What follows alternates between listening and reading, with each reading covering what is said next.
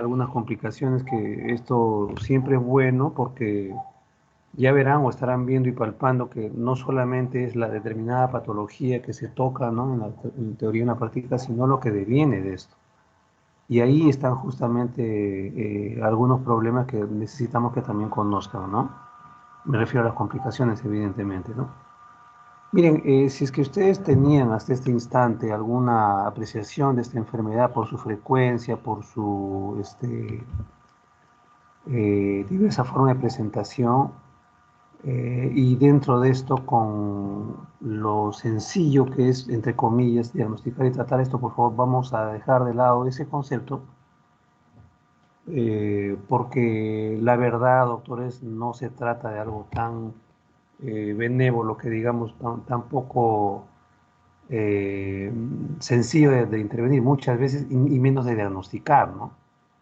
De hecho, esta enfermedad es una causa frecuente de dolor abdominal en la emergencia. Hay un grupo predilecto, ¿no?, de afectados que están ahí consignados y subrayados. Ustedes lo notan en la segunda línea. Sin embargo, ya les digo que a pesar de que es una patología frecuente, ¿no?, tanto el diagnóstico como el tratamiento retrasados significan al paciente un problema muy serio, la verdad, ¿no? Y por supuesto que como consecuencia de esto hay complicaciones que pueden resultar mortales, ¿no? Hay, además de esto, de este grupo predilecto que les digo, otro grupo interesante de personas, ¿no?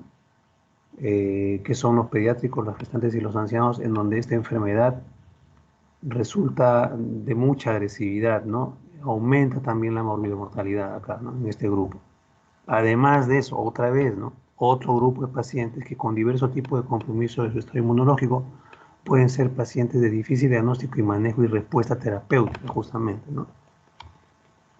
Bueno, ustedes saben que esta parte del tracto gastrointestinal, ¿no?, es una estructura que no está presente desde la formación del intestino medio. Esta estructura tubular se forma después de la formación del intestino medio.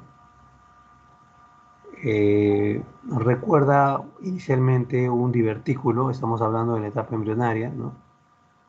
Se parece mucho al apéndice de un perro. Yo no sé si alguno de ustedes ha tenido ocasión de ver el apéndice de un perro. Es de una base muy ancha, ¿no?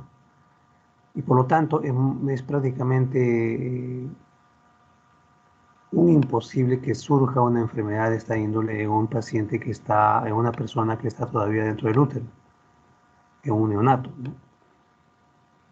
Respecto a las funciones, doctores, inicialmente podemos mencionar que esta víscera, entre paréntesis, por favor, quería mencionar, otra vez repito, entre paréntesis, que sigan la secuencia porque si no se van a perder en un momento o en varios momentos, ¿no? En un momento respecto a la función les decía, prácticamente se mencionaba que no tenía función alguna. Eso ese era el concepto ya bastante pasado, ¿verdad?, de esta parte del aparato digestivo, ¿no? Pero lo concreto es que tiene algunas funciones interesantes. Por ejemplo, esta es una función de defensa, es una función interesante. ¿Por qué? Porque por centímetro cuadrado de superficie, esta estructura tiene mucha mayor cantidad de folículos linfóides que el resto del intestino, ¿ya? Llegan a un máximo aproximado de 200 en el adulto, pero luego empiezan a disminuir drásticamente hasta que prácticamente en la ancianidad se atrofia la víscera esta, ¿no? Por lo tanto, es rara esta enfermedad en un paciente anciano, ¿no? Además, hay una interesante producción de inmunoglobulina A. Tiene una función muy importante, doctores, que es el reservorio de microbiota, porque cuando una persona se afecta a una diarrea, por ejemplo, una persona recibe tratamiento antibiótico enérgico, estas personas prácticamente depletan, ¿no?, la población de su microbiota. Por lo tanto, esta estructura, al albergar, doctores, concrementos de materia fecal en su interior denominados coprolitos o fecalitos, es a partir de ahí que el colon puede volver a repoblarse, ¿no? Y ustedes saben perfectamente en qué fases o en qué cosas interviene la microbiota. No podríamos vivir los seres humanos sin la presencia de la microbiota, ustedes lo conocen, ¿no? Respecto de un cierto factor protector con respecto al cáncer de colon, Esto todavía resulta discutible porque es verdad que hay una asociación más o menos directa, ¿no?, de apendicectomía y al tiempo cáncer de colon. Eso se ha visto en algún número de pacientes, ¿no? No es esto tan fuerte, digamos, pero ahí hay algo. Definitivamente debe haber algo. En un momento esto se intensificó respecto a la parte de señalización de esta asociación y en un momento se pensó que había un factor protector contra este cáncer de colon, pero esto prácticamente ha sido desechado, pero sí existe alguna confluencia de estos eventos, ¿no? Pero la cosa, doctores, va más allá, fíjense. Un paciente operado de una apendicectomía, ¿no?, por una apendicitis, ¿no? En el tiempo, si es una persona joven, hay publicaciones que mencionan que hay una alteración de algo, ¿no? Eso todavía tiene que determinarse, ¿no?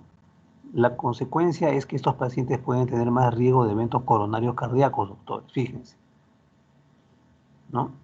Este antecedente también de apendicitis y apendicectomía, doctores, también se asocia con algún porcentaje de pacientes que luego desarrollan diabetes. Miren, así está la cosa. Y para, digamos, complicar más el asunto, aquellas personas que se operan de apendicitis, apendicectomía ciertamente, a corta edad, en el tiempo resulta que pueden tener alguna alteración de desarrollo cognitivo. ¿Dónde está la cadena, ¿no?, el eslabón que une estas cosas? No se sabe, doctor, pero el hecho es que está así la situación de investigación respecto a las funciones de esta víscera. Ahora, bueno, ustedes saben que el apéndice cecal tiene clásicamente una ubicación en la fosa ilíaca derecha. Aún estando en esa ubicación, hay diversas direcciones, de lo más diverso, doctores, es una redundancia ciertamente el término que empleo, pero a lo que quiero llamar la atención es que no siempre una víscera de este tipo va a tener una única ubicación, es imposible, hay cantidad de opciones, delante del ilion terminal, detrás del ilion terminal, hacia abajo, ¿no? De repente el ciego no queda en la fosa ilíaca derecha y queda suspendido en estas zonas, o de repente muy hacia abajo, ¿no? Esto se determina porque no se cumple la rotación de 270 grados del intestino, esa rotación embriológica que ustedes saben que puede suceder en algún momento, de hecho sucede para la disposición final de las vísceras. Esto no pasa por alguna razón, perdón, y es así que el ciego, y como consecuencia de lo mismo la piel cecal, puede quedar sujeto a diferentes ubicaciones que complican el diagnóstico y el tratamiento, ciertamente. Por si fuera poco, autores, hay una posición que sí es un problema igualmente, y es la que está acá representada, ¿ya? Espero que me sigan. En este caso, en estos casos, el apéndice está más o menos suelto, digamos, ¿no? Más o menos dirigido hacia afuera de la región del ciego, pero en este caso, siendo la región del ciego, acá el terminal y el colon ascendente, resulta que en algunos pacientes este apéndice cecal se ubica detrás del ciego y detrás del colon ascendente, en la posición denominada retrocecal retrocolónico. Lo que pasa con estos pacientes es que tienen poca clínica, doctores. Acá el cirujano, el médico del residente, el interno se confunde, el médico general, ¿no? El médico de posta y hasta de otras especialidades se confunde, cree que no hay problema bien. Es bien peligrosa esta posición. De acuerdo a la literatura norteamericana, esta sería la más frecuente. En nuestra población no sucedería esto porque vemos más lo otro, ¿ya? Entonces, cuidado con la valoración de estos pacientes y a no olvidar nunca esto. Ya les digo que tiene poca clínica. Bueno, respecto a las longitudes, doctores, las longitudes pueden ser también diversas, ¿no? Pueden ir en un rango de 2 a 15 centímetros o un poco más, ¿no? El hospital donde laboro, el Hospital Hipólito Unanue, me parecería a mí que tiene un récord, de repente hasta un récord Guinness, porque hace algunos años se operó un paciente con apendicitis cuyo apéndice medía 35 centímetros, fíjense. Una cosa descomunal, ¿verdad? Pero así sucede en las longitudes, ¿no? Tiene, por supuesto, el apéndice cecal todas las capas del intestino, Su irrigación es dependiente de la arteria pendicular, que a su vez es rama de la arteria ileocólica y a su vez rama de la mesentérica superior. Esto es un aspecto importantísimo porque el drenaje venoso depende, doctores, del sistema venoso portal. Luego vamos a ver en qué está la importancia de esto, ¿no? Ya les dije que abundan los folículos linfoides y que además las diferentes posiciones, ¿no? Pueden determinar la clínica diversa de un paciente, ¿no? O de los pacientes. Hay factores asociados, además de lo que hemos dicho, esta población, ¿verdad? Que generalmente está afectada a colores adolescentes y adultos jóvenes, ¿no? El sexo, ¿no? Es un poco más frecuente en el sexo masculino que en el femenino, dependiendo de la serie, ¿no? El tipo de dieta que consume el paciente es también una cosa muy importante, doctores. Fíjense, las dietas denominadas occidentales, de repente muchos de ustedes la consumen, ¿por qué? Por el tiempo, el trabajo, qué sé yo. Comen donde los agarre la hora y esas dietas, infelizmente, son lo opuesto a lo que está acá graficado, acá señalado en esta foto. Esta es una de las mejores dietas, doctores, que el ser humano podría consumir, ¿no? Hay otras, por supuesto, pero esta es tremendamente importante. Tiene mucho color, ¿no? Mucha fruta, mucho vegetal, frutos secos, aceite de oliva, ¿no? Pescado, ciertamente, y este componente importantísimo que son los taninos, ¿verdad? Que contiene el vino tinto. Esta dieta, que es la dieta mediterránea, que les repito que es una de las mejores dietas, alejan del estreñimiento pertinaz a un paciente, ¿no? Alimentan bien y además eh, alejan al paciente increíblemente también de cuadros apendiculares. Fíjense, no descartan de por medio, ¿verdad? Sino alejan un poco. Yo creo que ayudan bastante, ¿no? Noten que no hay prácticamente carnes rojas acá. No se nota nada frito ni nada cocido al horno, ciertamente. No ven ustedes por nada alimentos, doctores, denominados eh, que contienen grasas saturadas, doctores. Eso no se ve aquí, ¿no es cierto? Alimentos procesados o ultraprocesados que son muy dañinos, ¿no? Pero que tanto encantan porque tienen incluso, hasta son adictivos, ¿no? Bueno, no ven nada de eso ustedes acá, ¿no? El peruano, que tiene tanta oferta, ¿no es cierto?, por las cosas que se producen en el Perú, ¿consumirá un tipo de dieta así o será al revés, ¿no? Bueno, hay otro factor muy importante que es la genética, doctores. Jamás dejen de preguntar esto en un paciente con duda diagnóstica: señor, señorita, señora, el hermano, los papás, la familia ha tenido un problema de apendicitis. Seguramente le van a decir que sí, segurito le van a decir que sí. Entonces aumenta la posibilidad. Incluso el gen tiene un código, doctores. Antes no se conocía esto. Pero si ustedes, por ejemplo, tienen un familiar directo, ¿no?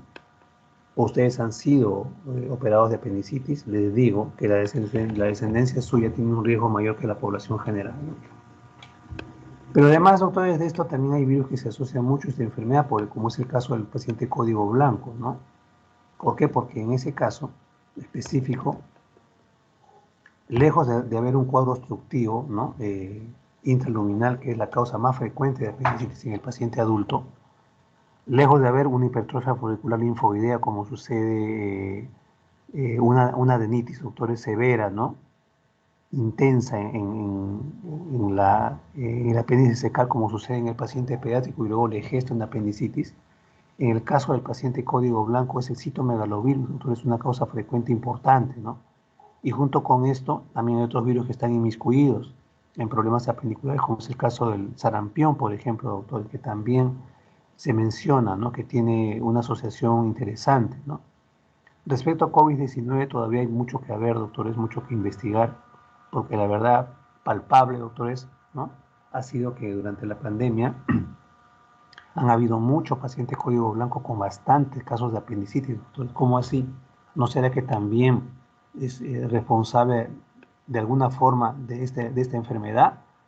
Bueno, doctores, esta enfermedad, doctores, por favor, tiene mucha clínica, la verdad, ¿no? De hecho, el diagnóstico es clínico. Uno no basa su apreciación diagnóstica en un examen de hemograma, en una ecografía abdominal, no, es clínico, doctores. Y esa habilidad la tienen que no solo descubrir ustedes, sino potenciar pronto, autores. ¿Por qué razón? Porque en las últimas décadas, autores, se ve muy poco que se pregunte y menos que se examine. Craso error, doctores. Craso error. Espero que no continúen ustedes con esa corriente o en todo caso se alejen, porque importa demasiado que ustedes sean certeros en su manejo, en su diagnóstico, en su tratamiento, doctores. Entonces, clásicamente esta enfermedad empieza con una molestia en el epigastrio o en el mesogastrio. Así empieza esta molestia. Esta molestia es un dolor generalmente. Este dolor a veces al paciente le resulta un poco difícil describir, pero otras veces, sobre todo cuando la molestia empieza en el epigastrio, el paciente siente una sensación a veces de un ardor, un ardorcito, ¿no? Poco definido, ¿no? Muchas veces el paciente cree, es mi gastritis. Entonces se automedica o va a la farmacia y le indican cualquier cosa, ¿no? Es raro que esta primera molestia sea un dolor muy intenso, la verdad que es raro, no es lo usual, ¿no? No es lo usual, ¿no? A veces puede pasar tan desapercibido que el paciente lo olvide incluso, ¿no? Pero el hecho concreto es que lo clásico es que esta enfermedad empiece de esa forma. Si empieza de otra forma, podríamos poner un poco en tela de juicio, pero no podemos descartar que sea un cuadro apenicular, ciertamente. Esta enfermedad es muy pleomórfica, uno se equivoca prontamente, entonces mucho cuidado con la valoración de un dolor abdominal, ¿no? Luego de este dolor que les he mencionado, entonces el paciente lo clásico es que tenga náuseas, vómitos, ¿no? Hiporexia es muy importante, la hiporexia se le va el apetito al paciente, eso es verdad, ¿no? Y algunas veces estos pacientes tienen una especie de diarrea o una falsa diarrea y eso confunde más, porque lo clásico es que se piense, es algo que le ha caído mal, de repente ha comido una cosa calentada, de repente una ensalada por ahí, alguna crema contaminada, particularmente en temporadas como esta de mucho verano y mucha descomposición de alimentos, eso es lo clásico, doctor. Entonces, más o menos, al cabo de unas 8 horas, más o menos, esta molestia general que tiene un paciente en general en el abdomen, me refiero, empieza a cesar, un paciente empieza a tener un poquito de sensación febril, o de repente tiene fiebre, o de repente no tiene nada de fiebre, ni siquiera febrícula, y luego aparece una molestia en el cuadrante inferior derecho.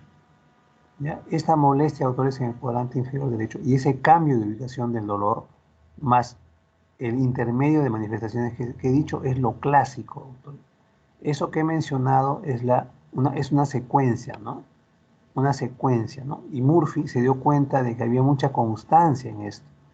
Y de ahí surge la cronología de Murphy. Si ustedes descubren, doctores, esta cronología de Murphy en un paciente, ustedes tienen una certeza muy grande, doctores, de dar con el diagnóstico. Fíjense, solo preguntando, ya les digo, tienen que descubrir esa habilidad. Este es un proceso, doctores, ¿ya? Tienen que descubrir y luego potenciar esa habilidad y rápido, ¿no? Bueno, algunos pacientes, doctores, fíjense, algunos pacientes también pueden referir dolor en la fosiliaca izquierda. Cuidado cuando eso sucede, porque también nos podemos confundir, pero es un hecho también real, ¿no? Bueno, así como es importante, doctores, esta secuencia que hemos manifestado, ¿no?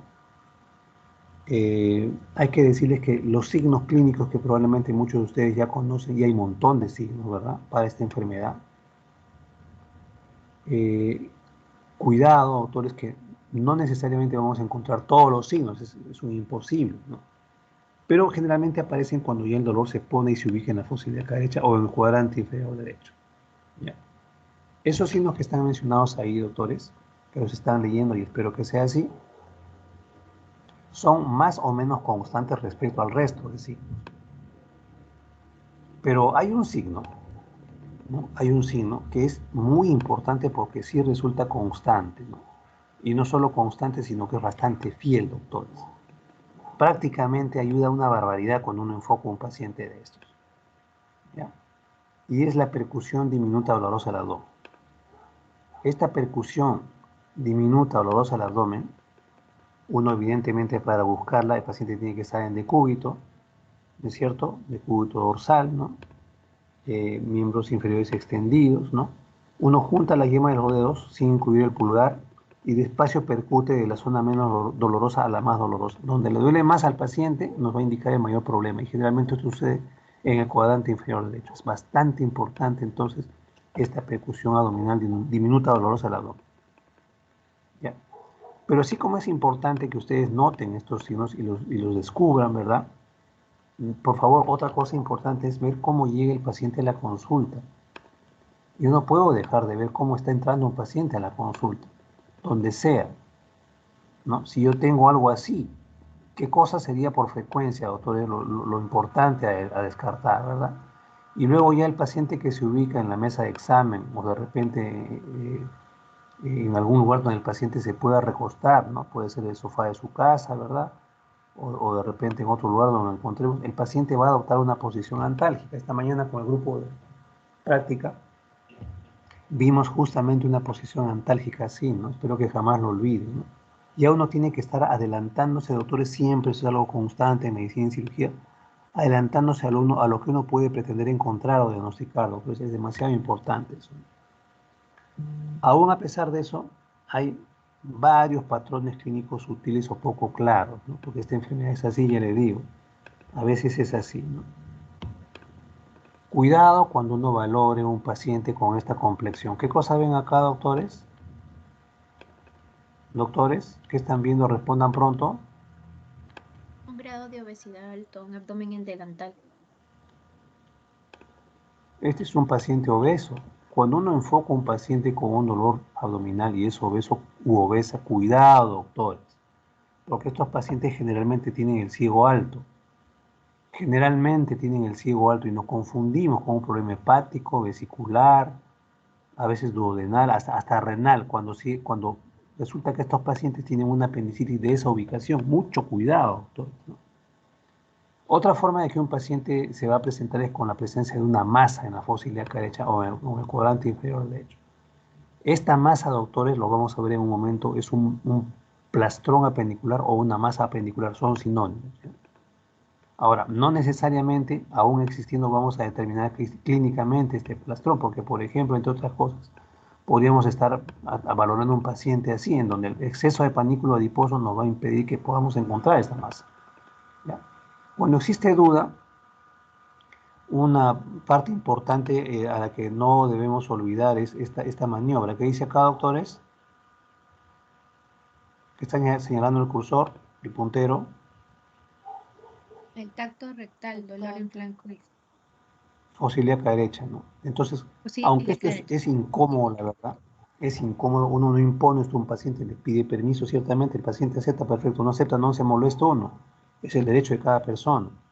Pero si es así, entonces con un guante, ¿no? Un dedo de guante bien lubricado, ¿no es cierto? Mejor doble guante por razones obvias.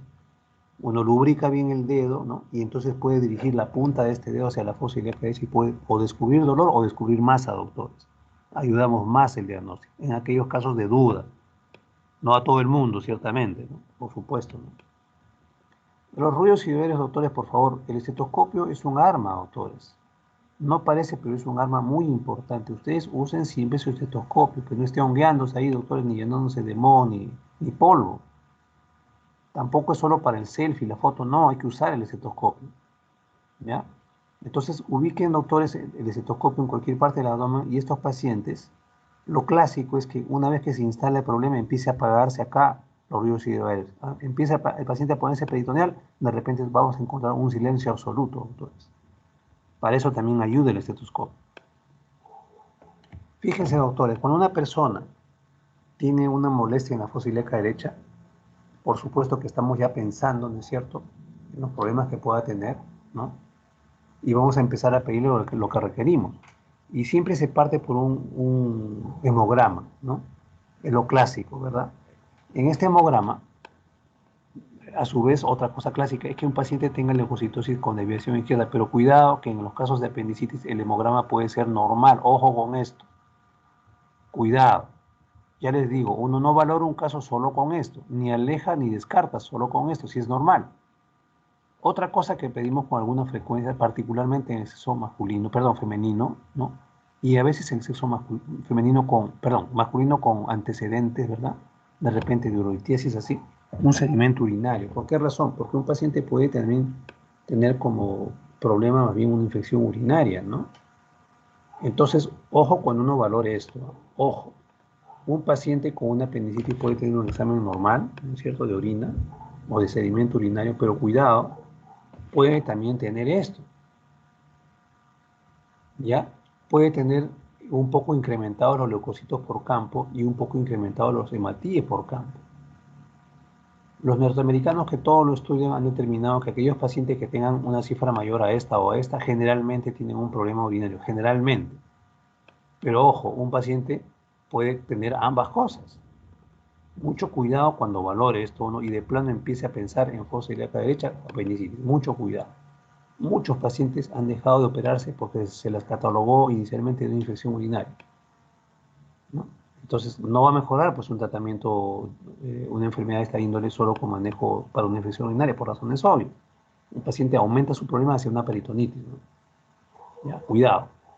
Fíjense, en los casos de duda diagnóstica, podemos echar mano a una radiografía de abdomen simple. Ustedes no van a encontrar en ninguna guía de manejo, en ninguna guía de manejo, otra vez repito, en ninguna guía de manejo esto como sugerencia, ¿ya? Porque la valía en realidad es baja. Pero ¿qué pasa en realidades como la nuestra, doctores? ¿Dónde irán a hacer ustedes sus serums? De repente lo máximo que hay ahí, ¿no?, de ayuda, ¿no?, es un aparato de rayos X, ¿no? Entonces, si es que es así, doctores, y ustedes piden esa radiografía de abdomen simple, simple nomás, de pie, doctores, fíjense, miren lo que les digo. Si ustedes recuerdan estos signos, ¿no?, que aparecen en un número que es mediano, ¿verdad? No en el 100% ciertamente. Yo podría hacer asociación, ¿no?, clínica, diagnóstica, ¿ya? Ojo, aún así la radiografía puede ser aparentemente normal y el paciente tener su apendicitis, ¿no? Ahí les paso las imágenes. Estas imágenes, por ejemplo, son de pacientes diferentes, ¿no? Si el paciente está con un dolor abdominal, un paciente tiene esta imagen en la fosa ilíaca derecha, es un coproíto radiopaco, ¿qué más va a hacer, doctores? O tengo esto. Este es un asa de intestino delgado que contiene aire, lo cual es anormal, es patológico, pero justamente esta asa está dirigida y detenida en el cuadrante inferior derecho. Miren, acá hay una reacción peritoneal que obliga a una detención del tránsito del intestino en esta área, doctores. En este otro caso, este es un paciente en cuya radiografía de abdomen simple, sigan la secuencia de autores. Acá se nota perfectamente bien la perdón, el músculo psoas, ¿no? Este músculo psoas está perfectamente delimitado acá, no hay problema acá, pero en este caso está borrado, está difuminado. Hay un borramiento del psoas, también es otro signo indirecto de lo que estamos mencionando. En este otro caso, esta radiografía es de un paciente que tiene cantidad de niveles hidroaéreos hasta en escalera, ¿no? Pero ¿qué pasa con este paciente que tiene un coproíto radiopaco también acá? O si no, este otro paciente con un cuadro penicular de mayor envergadura igualmente como este, en donde esto simula un cuadro obstructivo intestinal, ¿no? Exactamente igual, hay niveles hidroaéreos en escalera, ¿no? Lo que pasa es que este paciente con cuadro peritoneal evidentemente puede arrojar con su placa esto también. Y esta otra imagen es en realidad una radiografía de tórax, ¿no?, con cúpulas, ¿no? Fíjense ustedes que este es el diafragma derecho, esta línea blanca, y este es el hígado, pero entre ambos este espacio aéreo, neumoperitoneo. También el neumoperitoneo es un signo notorio de apendicitis aguda. Miren. Bueno, otro procedimiento que se puede hacer cuando existe duda diagnóstica, repito, ya cuando no hay duda diagnóstica, la verdad, no cabría una ecografía, es la verdad, ¿no? Sin embargo, necesitamos también habituarnos a qué cosa podría encontrar un ecografista. Y ojalá dentro de esto, esta ecografía haya sido por una persona especialista, ¿verdad? O de repente una persona enterada, un médico enterado, porque también hay, ¿no?, que hacen bien sus ecografías, ¿no?, porque se han dedicado, porque tienen experiencia, etcétera, ¿no? Entonces, por ejemplo, un líquido libre en la fosa ilíaca derecha, o sea, una colección, no es por gusto, ¿no? Es un dato ecográfico indirecto, un hilo ecográfico, o sea, no hay tránsito intestinal, no se nota peristaltismo. O si no, cuando se mide la pared del apéndice cecal, esta mide más de 4 milímetros. Es una pared gruesa, doctores, más de 4 milímetros. Es un dato indirecto ecográfico. O de repente, si se mide el diámetro transverso, este mide más de 6 milímetros. Son datos ecográficos indirectos, doctores. Otro, el apéndice no se deja comprimir con el transductor. Le ponen por acá el transductor y esta es una formación rígida que no se deja comprimir y eso se nota ecográficamente. Entonces la no compresión, o sea, un apéndice no compresible, es otro dato indirecto, ¿no? El signo de la diana, o también le mencionamos el signo de la donut, ¿no? Diana son esos papeles de tiro al blanco con varios círculos concéntricos. Eso es una diana, ¿no? Este es el signo de la diana. Ese es un corte transversal, ciertamente. También otro dato ecográfico indirecto, ¿no? También el ecografista puede encontrar una masa con ecos mixtos, o sea, con líquido, ¿no? O si no, puede haber una alteración ecográfica de la grasa, ¿no? Del meso apendicular, ¿no? Que puede también determinarse y ayudarnos mucho como dato ecográfico indirecto, autores. Ojo que siempre, lamentablemente, este procedimiento es operador dependiente, depende quién lo haga, ¿no? Si hay lo que le digo y hay certeza, en bendita hora, pero si eso no existe, entonces ¿qué hacemos, no? Por eso a veces hay informes un poco extraños, ¿no es cierto?, autores de las ecografías. Además de que hay mucho intrusismo también en nuestro país, ¿no? Hay muchas personas que hacen ecografías así, doctores, y tienen cola de pacientes y no son las personas más idóneas ni calificadas, digamos, pero eso es lo que lamentablemente vemos, ¿no? También en casos de duda diagnóstica, doctores, uno puede echar mano a una tomografía, ¿no? Y en esa tomografía, doctores, uno puede encontrar diversos signos, tomográficos ciertamente, ¿no? Ojo que en este caso, fíjense que el grosor de la pared apendicular, ¿no? A diferencia de la ecografía, acá un grosor mayor a 1 milímetro, ya es un dato indirecto tomográfico de apendicitis. Ahí les paso algunas imágenes, doctores, ¿ya? De tomografía. Esta es una secuencia, doctores, de un paciente que no tiene problema, en realidad esto es normal, ¿no? En esa área. Este es el ciego y este es el apéndice totalmente libre, limpio, pared delgadita, no hay nada, ¿ve? Igualmente acá, esto se puede girar evidentemente y esa es la ventaja que tienen los radiólogos en su gabinete de tomografía, que pueden girar las imágenes, aumentarlas o darle una diversa escala de grises, como se llama, para determinar bien, ¿no? Cuando esto se cuelga en el sistema no podemos hacer eso.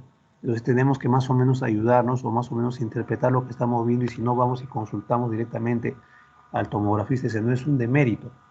El médico que se dedica, doctores, el cirujano que se dedica constantemente está inquiriendo y está preguntando si es que hay duda o pide opiniones, no es un demérito, uno no es menos si uno pide una opinión, doctores, nada, hay que hacer así las cosas, ¿no? Si es que quiere uno proceder correctamente, ¿no? Pero en cambio acá, comparen esto, doctores, estas imágenes del apéndice secal con esto, y esto es un apéndice tremendamente grueso, esto es una pared gruesa, ancha, esto es patológico, este es una apendicitis, doctores. Fíjense, está reconstruida la imagen, está un poco girada, les estoy diciendo, ¿no? En este otro caso, aquí, por ejemplo, igualmente, tremendamente dilatado el apéndice, como un tubo muy ancho, con una pared ancha, ¿verdad? Acá el diámetro es mayor a 6 milímetros, mucho más, y además acá hay un apendicolito coprolito, esto radiopaco, esto blanco es un apendicolito coprolito que justamente está obstruyendo la luz del apéndice secal. Apendicitis, no hay nada que hacer. En un paciente se le hace un corte transversal, ¿no? ¿No? O de repente ya en una visualización axial del corte tomográfico se ve esto como un tubo cortado por la mitad, ¿no? Y acá está el signo de la diana, que también puede ser tomográfico. O si no, autores, fíjense, este es otro caso en este corte también axial, ¿no es cierto? Este es adelante, este es atrás, este es el ciego. Y este ciego tiene una pared tremendamente gruesa. Es otro dato indirecto tomográfico, doctores. ¿Ya? Además, doctores, también uno puede encontrar un incremento de la densidad de la estiración grasa, ¿no es cierto?, del meso del apéndice, y ese otro apéndice secal tremendamente grueso, doctores, fíjense, muy grueso, ¿cierto? Igual acá. En este caso hay una extensa inflamación de la grasa y además hay aire que se ha escapado, se ha atrapado acá. Gas extraluminal significa que probablemente está el pus formando este gas o de repente es el pus que ha escapado de una perforación apendicular, doctores. En este caso, ¿no? Es otra imagen reconstruida, eso es un corte coronal, doctores, como ustedes recordarán, ¿no es cierto? Este es el riñón, este es el hígado, este es el hueso pélvico, ¿no es cierto? Este es derecha, este es izquierda y acá vemos esta imagen alargada, gruesa, ¿no? Un apéndice totalmente hinchado y además esto blanquito es un apendicolito o coprolito ahí. Ahí está, doctores. Bueno, pero también hay otro procedimiento que en determinados, no en todos, casos duda diagnóstica, porque esto es medicina, doctores, esto es cirugía, así es la realidad, ¿no es cierto? Podemos estar en un caso de duda, ¿verdad? En determinados pacientes, por ejemplo, una paciente gestante o un paciente pediátrico, un paciente con alguna nefropatía, ¿no? O que originalmente tenga alguna alergia a iodados, no podríamos usar contraste.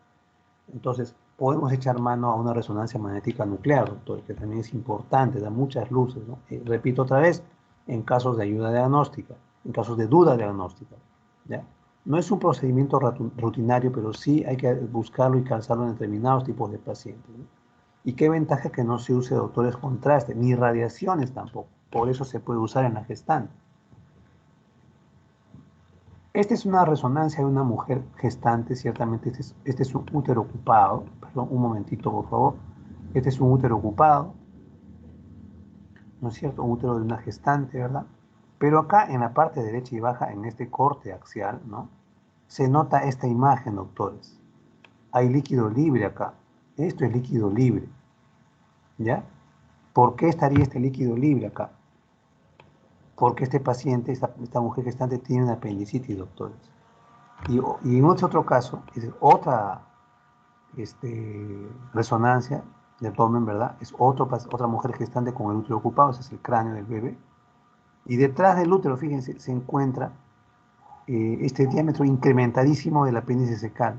Fíjense, doctores, apendicitis también. No es sencillo el diagnóstico en una gestante, doctores, para nada. Mi grupo de práctica, por favor, dígame que están presentes. Presente, doctor. Los doctores, Presente, doctor Bautista. el otro colega,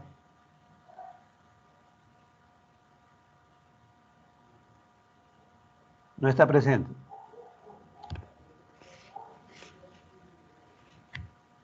No está presente el otro colega. Bueno, lo lamento por él.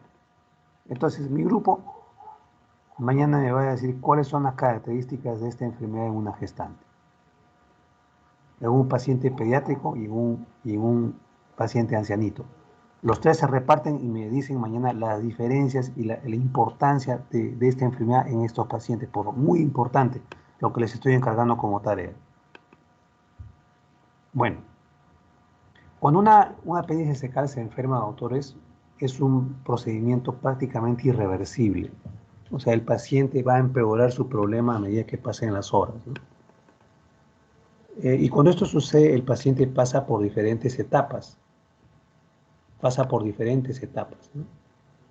La primera etapa es la etapa inflamatoria. El apéndice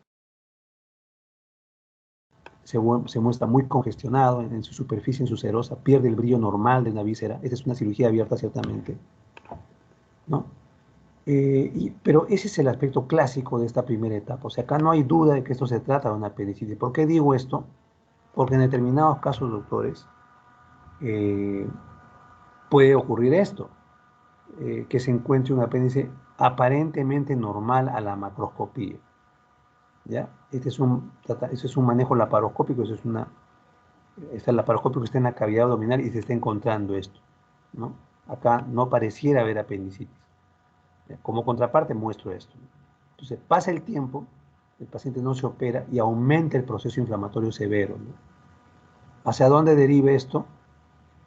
A que el apéndice secal empieza a llenarse de una especie de placas, doctores, unas placas que recuerdan a veces el esputo, ¿verdad? Y que es fibrina. Ese aspecto de la fibrina determina la segunda fase de esta enfermedad, que es la fase supurada o supurativa. Así se llama. Pasan las horas, esta cirugía abierta nuevamente menciono, es otro caso, y entonces la circulación se afecta tanto que en determinadas partes empiezan a aparecer zonas de gangrena y necrosis, doctores. Cuando eso sucede, esta tercera fase de la apendicitis es la fase gangrenada o necrosada. Acá las bacterias ya están pasando a la cavidad peritoneal, aún sin hueco. Y por eso a partir de acá y adelante ya se considera complicada esta apendicitis. Acá no, acá sí. Ya está complicada. ¿Con qué se complica? Con peritonitis, doctores. Entonces, ya es mayor el problema. Y luego de aquí a una perforación ya casi hay nada, ¿no? Ya cuando el apéndice se perfora, lo que ingresa a la cavidad peritoneal, doctores, son bacterias, flora mixta, anaerobia y gram negativa, ¿ya? A la cabeza de los anaerobios, el Bacteroides fragilis; a la cabeza de los gram negativos, E. coli. E. coli y gram negativos responsables de la sepsis a gram negativos, del shock séptico, doctores, de la falla multiorgánica. Bacteroides fragilis, el más frecuente y presente, doctores, de las bacterias anaerobias responsables de formación de pus. Este contenido purulento de estas infecciones, doctores, es, atención, que es el pus, no es la pus, es un contenido purulento amarillo verdoso, cremoso, doctores, parece la leche de Nestlé, ¿no? Pero medio verdona, amarillenta, ¿no? Huele, doctores, horriblemente. Es un olor, doctores, a desagüe. Ese es el olor clásico de estos procesos. De ahí la severidad de la infección, doctores. Nadie quisiera operar a un paciente con una peritonitis, ningún paciente quisiera llegar a eso, pero el hecho concreto es que se encuentra así, doctores, en la vida real, o sea, casos de esa gravedad, ¿no? Entonces, cuando el contenido purulento, ¿no?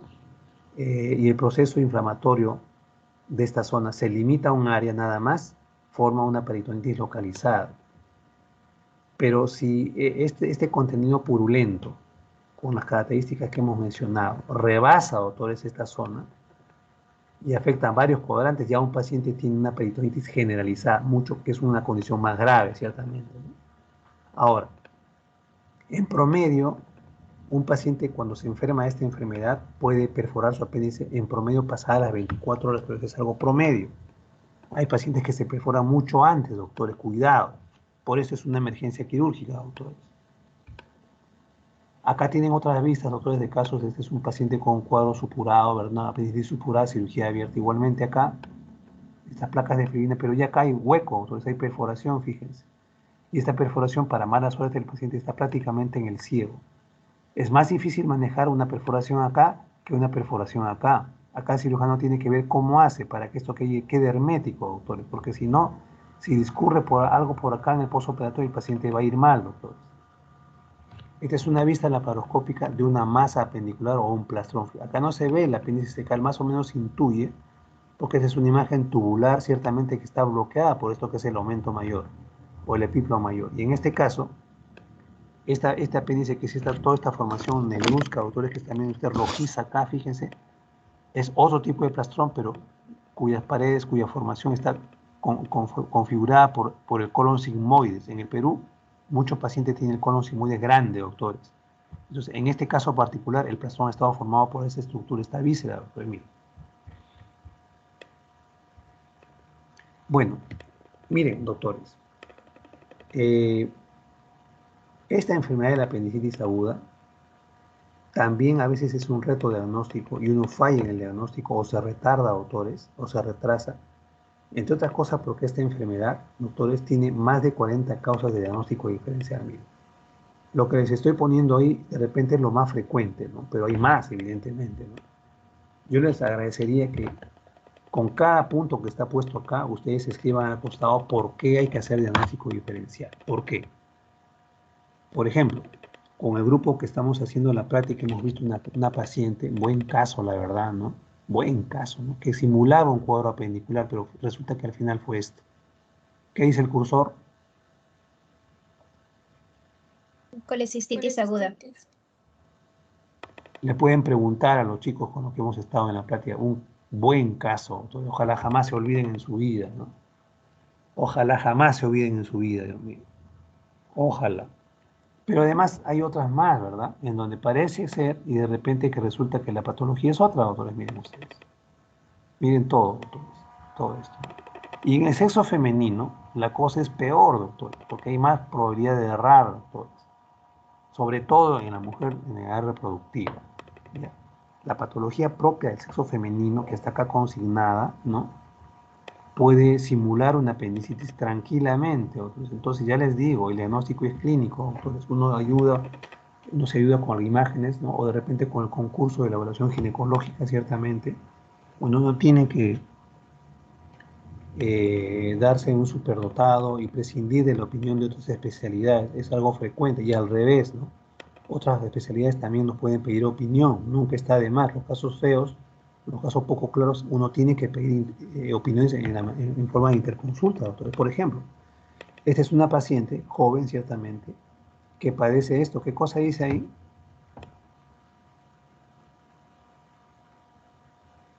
Endometriosis. Entonces, esta es una mujer, doctores, que tiene implantes de endometrio en diversas partes de la cavidad peritoneal, ¿no? De endometrio funcionante. ¿Y qué ven acá, doctores? ¿Qué es eso? Doctores, ¿qué es esto? Parece sangre. Es sangre. ¿Por qué? Porque esta señorita o señora, cada vez que tiene su periodo menstrual, ese endometrio al ser funcionante va a provocar esto. De allí que estas pacientes tengan periodos menstruales muy dolorosos, doctores. Muy dolorosos. Esta es una enfermedad más o menos frecuente, pero fíjense que a su vez estos implantes están cerca de la base del apéndice secal. Miren, estos puntitos rojos son endometrio, es endometrio. Evidentemente, esta mujer no se trató de una apendicitis, sino de esta enfermedad, de esta endometriosis. No sé si conocían esta patología. Cuando lleven ginecología la van a conocer mejor, ¿no? Y nos pone de vuelta y media a los cirujanos y a los ginecólogos de hablar, ¿no? Así que, bueno. Doctores, el manejo de la apendicitis, miren, siendo lo clásico, lo quirúrgico no es lo único que existe, ¿no?, para manejo. Hay opciones de manejo. Una de ellas, evidentemente, es la cirugía, ciertamente, ¿no? Pero la cirugía, a su vez, puede tener dos formas de enfoque: con cirugía abierta, o sea, incisiones, o con cirugía laparoscópica, en lo que comúnmente en el argot de la especialidad se conoce con el nombre de Apendilab, ¿no?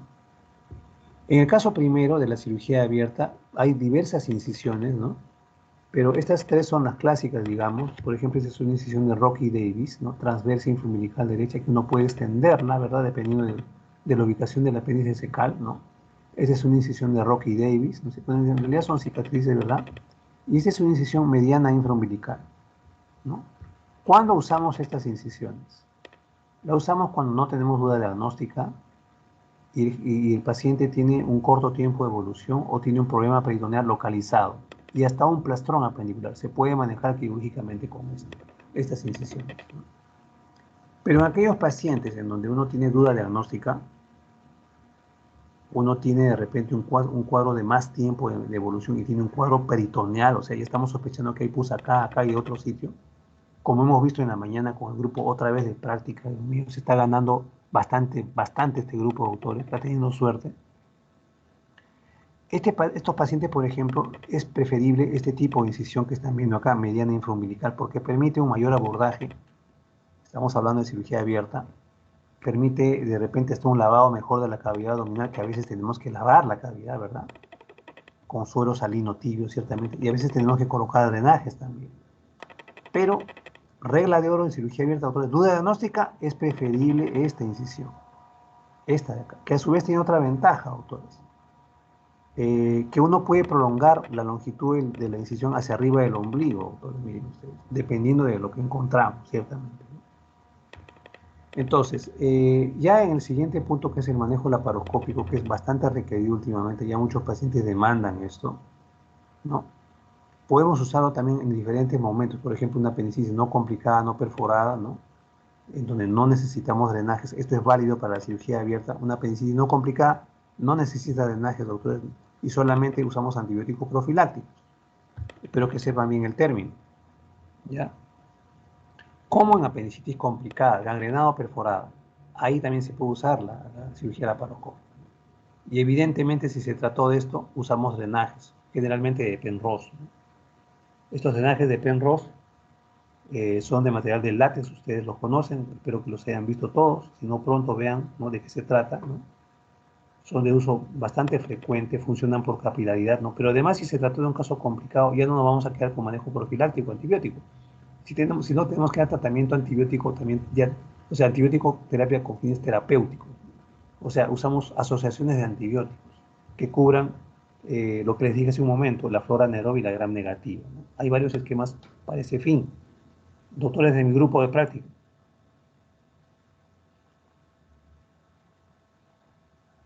doctores de mi grupo, Sí, doctor. sí, sus colegas, Sí, doctor. ya, el otro colega, Doctor Bautista, dígame. el otro colega, ¿dónde está el otro colega? No está. Segunda llamada y no está el colega. Bueno, otra tarea para mañana. Por favor, ¿qué esquemas antibióticos usamos para una apendicitis? De forma, me refiero a antibiótico-terapia ya mixta para un paciente que va a requerir antibióticos después del postoperatorio, de varios días me estoy refiriendo, ¿no? Anotaron, ¿no? Todos tienen que hacer el Sí, mismo doctor. ejercicio. Les recomiendo, doctores, tienen que salir sabiendo qué esquemas de antibióticos se emplean. ¿Ya? Bueno, en este caso, por ejemplo, tenemos una vista de cómo se disponen los puertos, ¿verdad? En un paciente que se va a operar de una apendicitis. El cirujano, por vía laparoscópica, el cirujano opera de este lado, ¿no? Evidentemente al paciente hay que ponerle una posición que nos permita abordar mejor estas zonas. Eso se hace también frecuentemente. Y esta es una vista laparoscópica de un paciente donde no quepa la menor duda. Esto es evidentemente una apendicitis. Apéndice hinchado, fíjense, doctores, congestionado, ¿verdad? Está en un buen momento para operarse, porque este paciente no tiene una apendicitis complicada, como se darán cuenta. En este caso la cosa es diferente, porque este paciente ya tiene una apendicitis complicada, y acá están pasando las bacterias a la cavidad. Fíjense que está más comprometido este apéndice, ¿no? Como acá igualmente, está mucho más comprometido, ¿verdad? Entonces, el cirujano para operar esto, doctores, empieza a interrumpir la circulación del apéndice secal de la punta a la base en la mayoría de pacientes. Se puede hacer lo opuesto también dependiendo de cómo está dispuesto el apéndice secal. Y para ese fin se usa esta especie de ganchito laparoscópico, ¿no? Que es un asa, ¿verdad? Que transmite electricidad y con lo cual, doctores, cauterizamos el meso del apéndice secal, ¿no? También se puede usar otros dispositivos, tipo la pinza de Maryland, por ejemplo, para hacer lo mismo. Pero al final desvascularizamos el apéndice secal hasta su base. En este momento, por ejemplo, ya se llegó a la base, ¿no? Y una vez llegado acá, hay opciones de manejo de la base del apéndice secal. Esto ya es el ciego, ¿no? Y es otra vista de otro caso, ¿no? Está lográndose lo mismo, ¿no? Bueno, una vez llegado a la base, o todo lo que hace el cirujano es ligar esa base. Esto es apéndice, esto es ciego. Entonces, más o menos un poquito de distancia por acá hay liga. En este caso está usando una ligadura intracorpórea que se denomina endoloop, ¿no? Ya viene así dispuesto acá la ligadura y se ubica acá y se ajusta y terminó el problema, ¿no? Luego se secciona y queda así, queda un muñoncito.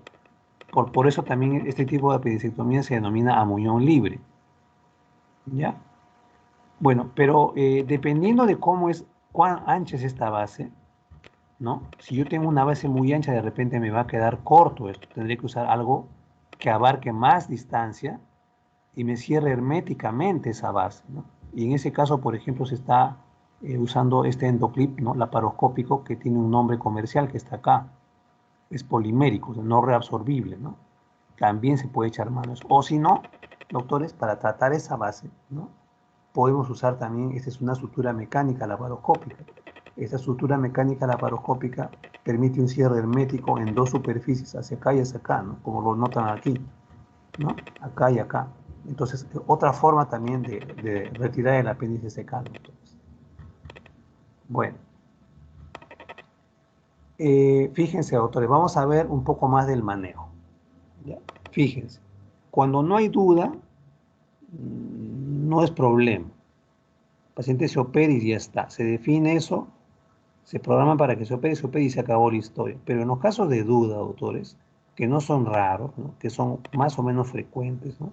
Particularmente en el sexo femenino, sí tenemos que tomarnos una prudente pausa, ¿no? Para determinar lo mejor para nuestro paciente, ¿ya? Y miren, cuando uno tiene duda, ¿ya? Que existen casos así, la cosa no está tan clara, tiene análisis, tiene hemograma, tiene imágenes y hay duda. Entonces, lo mejor que podemos hacer por estos pacientes, doctores me estarán siguiendo, bendito sea el Señor. Lo mejor que podemos hacer por estos pacientes es hospitalizarlo, lo hospitalizamos, doctores, y lo vamos a ir chequeando, ¿no? Periódicamente, ¿no? y con atención, ciertamente, no es hospitalizarlo y que quede tirado y el paciente que se mosquee, no. Cada cierta cantidad de tiempo tenemos que ir a ver cómo se siente, cómo va y qué cosa está apareciendo en su examen clínico del abdomen. Porque esta enfermedad, ya les digo, cuando empieza no para. Entonces, si inicialmente ha habido duda diagnóstica, lo clásico es que las manifestaciones clínicas se empiecen a manifestar con el transcurrir de las horas. Hay que explicar esto al paciente, que se está haciendo esto para aclarar su diagnóstico, que tenga paciencia, igualmente el familiar, porque a veces se desesperan, ¿verdad? Porque se sienten tirados los pacientes abandonados y no es así. Ciertamente, ese es el tipo de manejo para estos pacientes. ¿Ya? Ahora, si vamos a hacer eso, ojo con esto, no usen ni antibióticos ni analgésicos porque el paciente puede adquirir un falso alivio. Cuidado. Si adquiere un falso alivio, el paciente se va a sentir bien, va a pedir irse, porque a veces hay pacientes que no toleran, doctor, es una emergencia. Es así, esa es la parte también de algunas personas, ¿verdad? Intimida ciertamente a cualquiera que no conoce mucho de esto, ¿no? Es desagradable, ¿no? También estar al costado de un paciente que puede estar muy mal, ¿verdad? Puede estar grave, diversas cosas, ¿no? No es grato estar hospitalizado, doctores, ciertamente. Peor en una observación de este tipo, ¿no? Entonces lo hidratamos ciertamente, le suspendemos la vía oral, por supuesto que sí, no va a comer nada ni tomar el paciente. Y vamos a ver cómo marcha en el transcurrir de las horas. ¿Cuántas horas? Esto es variable, pero ahí tienen un rango. ¿Qué dice ahí, doctores? ¿Cuál es ese rango? De 8 a 8 a 12 12 horas en horas. promedio. Más o menos, ese es un rango, ¿no? Si existe duda, por supuesto, y es una mujer, ¿no es cierto? Mejor que evalúe el ginecólogo también. ¿Para qué no? Es mejor, doctores, que dé su opinión. El ginecólogo le hará el examen ginecológico si viene el caso, ¿no? Si es una paciente virgen, por supuesto que está contraindicado, ¿no? Pero le hará imágenes, probablemente una ecografía pélvica, ¿no? Y si no fuera el caso de que es virgen, pues una ecografía transvaginal, ¿no? ¿No?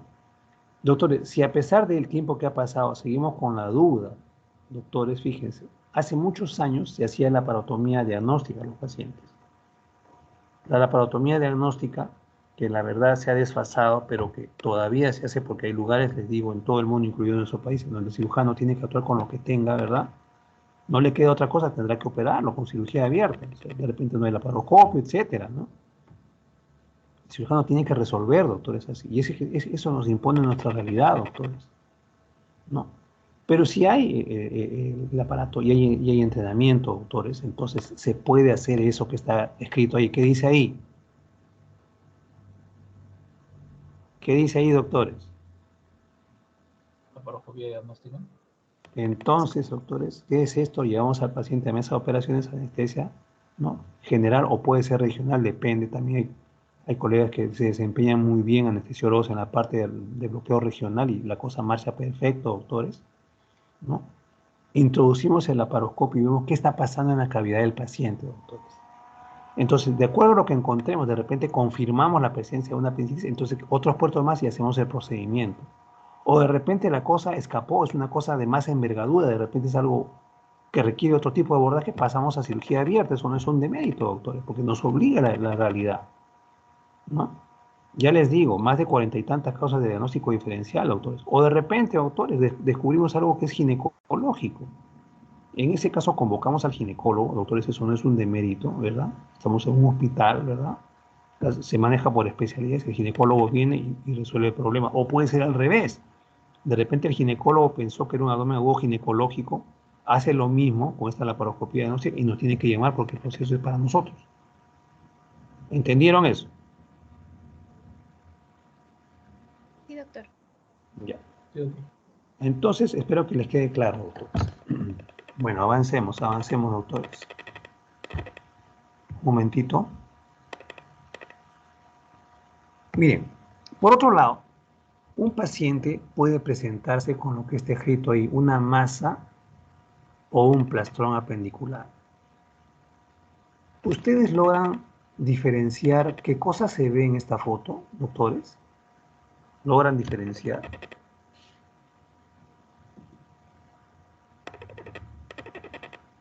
Doctores, No se ve muy bien. doctores, ¿qué cosa ven? Díganme, ¿pueden describirme alguna víscera familiar para ustedes? ¿Pueden descubrir alguna víscera que sea familiar, doctores, para ustedes?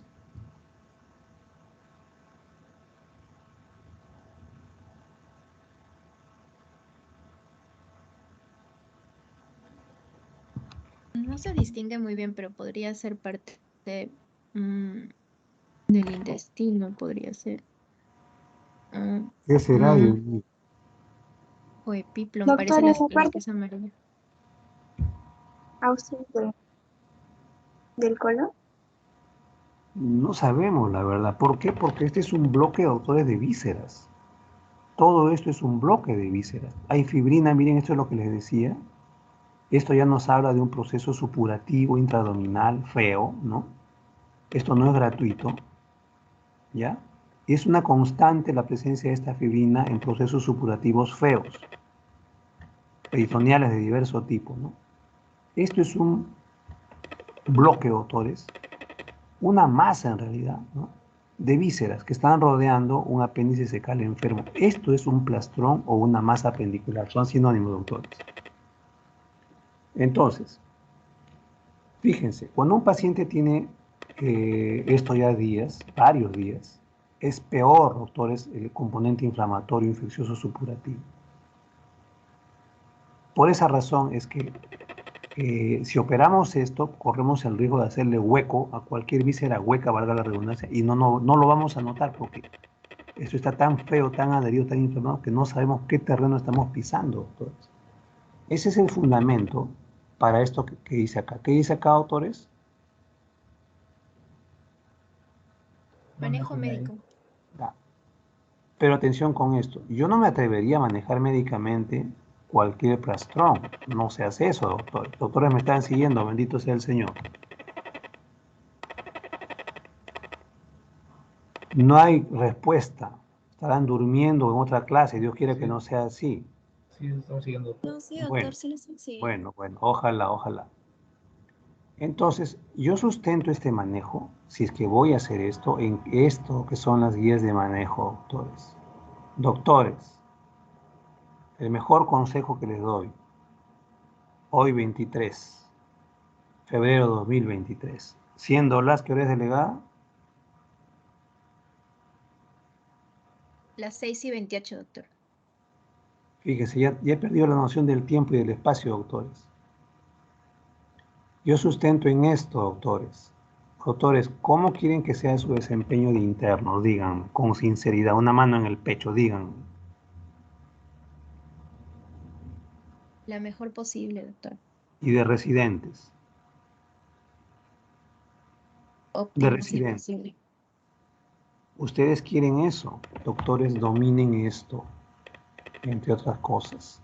Esto de acá. Y actualícense constantemente con esto. Háganme caso. Y mejoren su enfoque clínico. Lean, no se cansen de hacer. Prepárense, doctores, para la guerra que viene. Ya les digo. Rusia, Ucrania, doctores, les espera en el internado. Les digo, residentado peor todavía. ¿Ya? Entonces, yo jamás manejo ambulatoriamente esto. Jamás, porque voy a ir mal, doctores. Obligado, el paciente se hospitaliza. Tiene que hospitalizar. No hay forma. ¿Ya? Y además, a estos pacientes le vamos a dar tratamiento antibiótico mixto endovenoso a dosis plenas. Por favor, revisen los esquemas. Ustedes tienen un seminario de infecciones, ¿verdad? Sí, doctor, lo hemos tenido ayer. Espero que hayan revisado diversos tipos de esquemas que tienen que salir sabiendo. Mi grupo me dirá, doctor, perdón, para esto los esquemas antibióticos sugeridos son tal. Me dicen, por favor. Y yo además de eso, que tengo un basal de mi paciente, ¿no? Para determinar cómo está esta masa con una ecografía o TAC mejor, con contraste, yo determino cómo está el interior de esta masa. ¿Ya? Ahora, si con este manejo, doctores, mi paciente va bien, yo tengo una buena respuesta clínica, el paciente mejora día a día, este tamaño se achica, entonces estamos en un buen curso. Estamos en un buen curso. ¿Ya? Pero si sucede lo opuesto, por ahí lo importante es que el paciente esté hospitalizado, porque eso es, doctores, la medicina, eso es la cirugía. No siempre vamos a tener respuesta, ¿verdad?, buena. Si el paciente empieza a deteriorarse, ipso facto, doctores, cirugía. Pero ya tengo al paciente hospitalizado y el paciente conoce su manejo. Y además lo acepta en su consentimiento informado, doctores. ¿Ya? Ahora, ojo con esto. Jamás. ¿Qué cosa he dicho, doctores, como última palabra? Jamás. ¿Qué más, doctores? Repitan, ¿qué he dicho, doctores? Repitan la palabra, doctores. ¿Qué palabra he mencionado? Jamás. Sí, jamás cuando tengo esto de acá. ¿Están leyendo? Si mi paciente con plastrón o masa apenicular tiene esto, yo no puedo manejar médicamente a mi paciente. Está contraindicado. Tendré que operarlo. ¿Está claro? Doctores, Sí, doctor. ya saben, ¿no? Ahora miren, siguiendo con el manejo. De repente, doctores, el colega de las imágenes me dice en su informe, esa masa tiene una colección. ¿Qué será esa colección? Pus. Lo mejor que se puede hacer con este paciente, esta colección se ha demostrado con eco con TAC o de repente con ambos, es preferible drenar esto con una punción percutánea, doctores, ¿ya? Esto lo hace en nuestro país generalmente el radiólogo intervencionista. En otros lugares lo hace el propio cirujano, en otros lugares del mundo. Entonces drenamos, evacuamos ese contenido purulento y el paciente sigue con su manejo médico. Pero igualito lo vamos a tener que chequear y ver y obtener respuesta clínica. Caso contrario, se opera el paciente. ¿Está claro? ¿Está claro, doctores? Sí, doctor. Ya. Ahora, esta es una forma de manejo del plastrón, pero hay otra forma. Yo de frente lo intervengo con cirugía laparoscópica o de repente con laparotomía exploradora, ¿no? Y voy a realizar apendicectomía más drenajes si es que es posible. A veces no es posible porque tanto se ha alterado la anatomía que si está feo, doctor, yo me contento solamente con drenarlo y se acabó la historia y nos vamos, doctores. ¿Entendieron eso? Sea con cirugía laparoscópica o abierta. Entro, evacúo el pus, lo aspiro, coloco drenajes y nos vamos, doctores. Nos vamos. ¿Está claro eso, doctores? Doctores, digan, bendito sea el Señor, si está claro o no. Sí, doctor, está claro. Ya.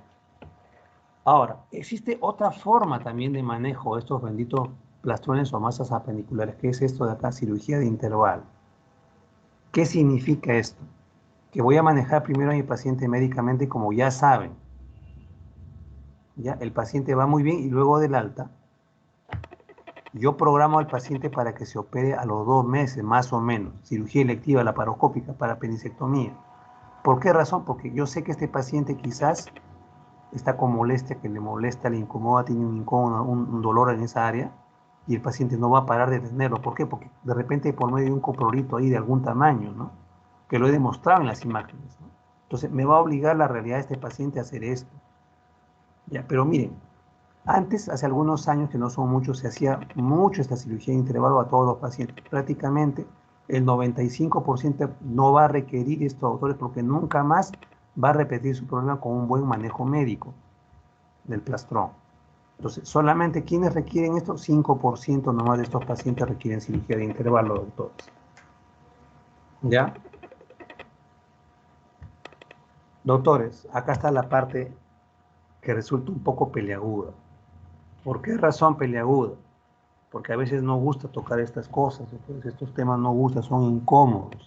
Se pisan callos, doctores. No es agradable que pisen los callos ni los juanetes. ¿Sí o no, doctores? No. Claro. Entonces, doctores, fíjense, vamos a ir mencionando estas complicaciones. Infección de herida operatoria, denominado ISO, ¿no? Ustedes escuchan esta palabrita en la visita, esta es una infección de herida operatoria, por frecuencia. Una herida, autores, con cirugía abierta y algunas con cirugía laparoscópica no es solo para verla. Ya les digo, las últimas promociones que estamos viendo solamente les gusta ver nada más, de afuerita nomás. Y no tocan nunca una herida. Tienen que tocar las heridas, doctores, porque ahí van a encontrar ustedes el problema muchas veces, muchas veces, muchas veces. ¿Ya? Aunque la herida no parezca, puede tener una cantidad grande de pus, por eso tienen que tocar y buscar zonas fluctuantes, doctores. Esas zonas fluctuantes, la única forma es determinarlas con el examen digital, con guante, de esa herida operatoria, ¿no? Pero un paciente, doctores, en el curso de hospitalización, si está operado con cirugía abierta y a veces con cirugía laparoscópica, puede estar botando por la herida o las heridas vísceras, doctores. O sea, se viscera el paciente, ¿no? Y eso es desagradable. A nadie le es grato. Un paciente se asusta, la familia. Se le están saliendo las tripas, doctor. Uy, se visceró el paciente. ¿Ya? Si eso no sucede y el paciente tiene las dos anteriores, ¿no? Y se trata, el paciente va a terminar con esto, doctor, que es una eventación abdominal, que es una hernia incisional, manejo quirúrgico, doctores. Después, en el tiempo, estamos hablando, porque tiene que madurarse esa eventación, eso toma a veces un año, dos quizá, o a veces un poquito menos, pero siempre es quirúrgico, una eventación es quirúrgica siempre. ¿Ya?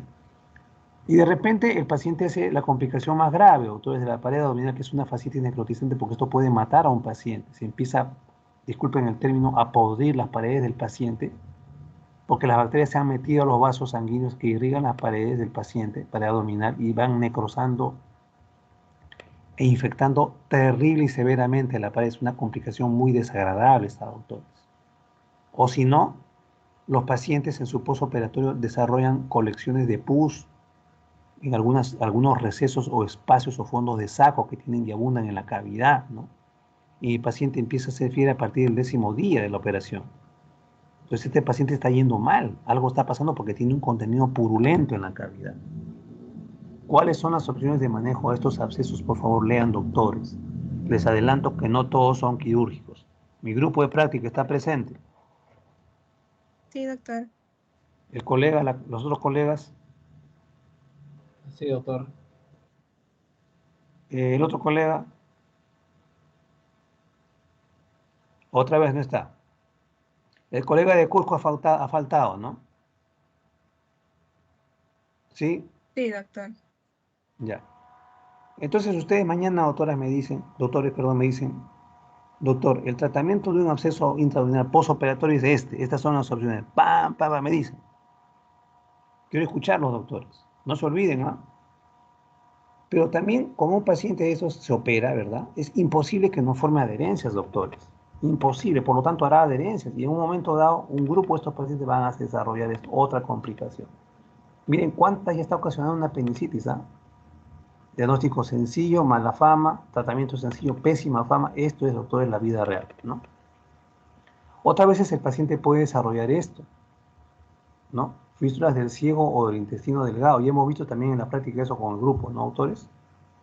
O de lo contrario, el paciente puede desarrollar esta que es la complicación, la más grave y mortal es esta.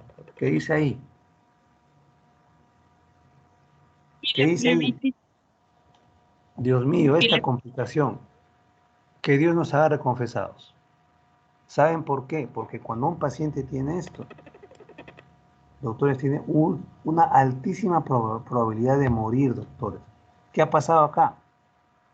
Ha viajado un trombo séptico de la región apendicular, ¿no? Generalmente gangrenada y en adelante, ¿no? Y como es dependiente del sistema venoso portal, estos trombos sépticos se instalan en la vena porta. Y de la vena porta empieza a bombardearse, doctores, coágulos de bacterias, ¿no? A toda la superficie del hígado. El hígado se llena de microabscesos, el paciente se caracteriza en el postoperatorio, hepatomegalia dolorosa, fiebre en agujas, toxicidad grave, doctores, sepsis, muerte. Es bien complicada, bien seria, doctores, bien fea esta complicación. Hace muchos años en era preantibiótica dicen que abundaba. Posteriormente, doctores, en los años sucesivos, en el hospital nuestro, por ejemplo, se han visto algunos casos, todos han fallecido lamentablemente. Y últimamente, doctores, no se nota mucho. ¿Qué habrá pasado? No se aprecia mucho, doctores, esta complicación. Y ojalá sea así porque es terrible esta complicación. La que sigue, doctores, es una complicación muy interesante porque esto sucede en un paciente que se ha operado de apendicitis. Lo que pasa acá es que ha salido incompleto el apéndice secal. Nos ha engañado la naturaleza.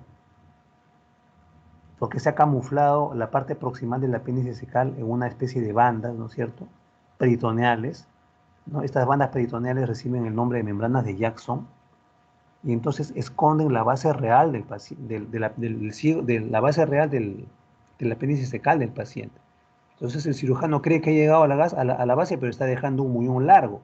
Sobre la base de ese muñón, el paciente desarrolla otra apendicitis. El tratamiento es quirúrgico, doctores, no hay otro. ¿Ya? La otra complicación, doctor, es la esterilidad en el sexo femenino. El masculino está libre de esta complicación. Es lastimosa porque da pena cuando una mujer joven en edad reproductiva quede estéril producto de esta enfermedad, doctores, ¿no? ¿Quiénes son candidatas? Las que hacen una pelviperitonitis por apendicitis. Ellas son las candidatas. No el apéndice común y corriente, el que no se ha perforado. No. En este caso, el apéndice se ha perforado. Ha hecho una peritonitis, pero de ubicación predilectamente en la pelvis de la mujer.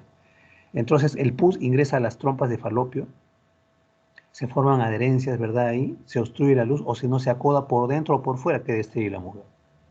Y otras veces, en estas mujeres que tienen una pelviperitonitis, se forma una especie de coraza, una especie de capa, ¿no? Como si fuera una suela del proceso inflamatorio, ¿no?, serio que ha tenido la mujer, ¿no?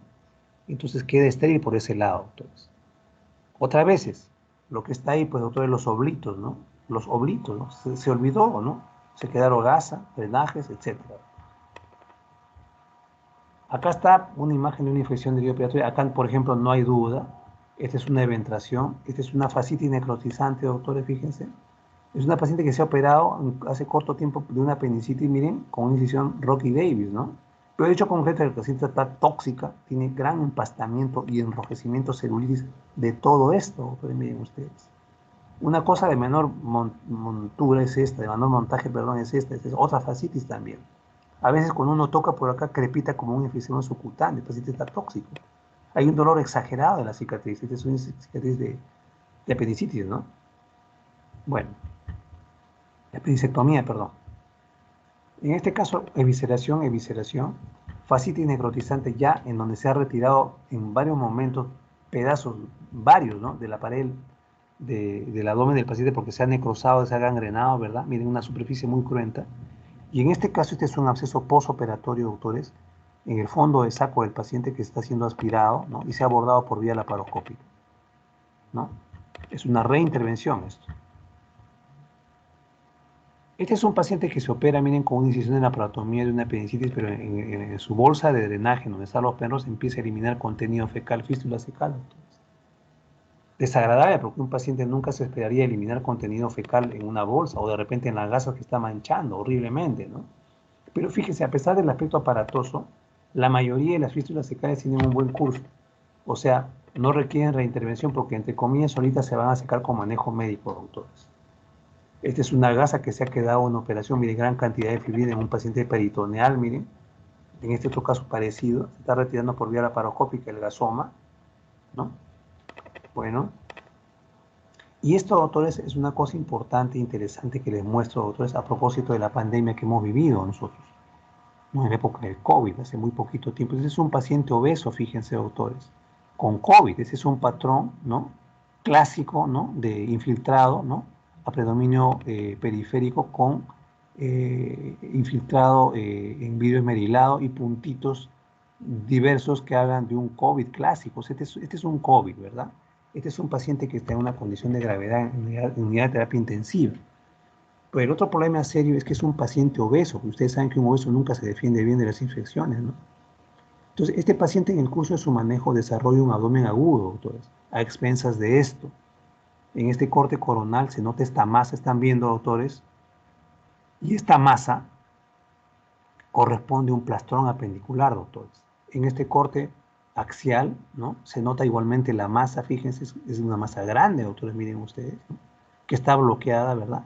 Pero fíjense que con manejo médico exclusivo, doctores, el paciente con los días y semanas llega a esto. ¿Notan un cambio, doctores? Doctores, ¿notan un cambio? Sí. Sí, doctor. ¿En más o en menos? Hay menos, el tamaño es menor. Hay una franca mejoría clínica como en las imágenes. Fíjense, manejo médico exclusivo, miren, buena respuesta, miren, doctores. Doctores, les paso un video ¿Ya? Si no hay ninguna pregunta hasta acá.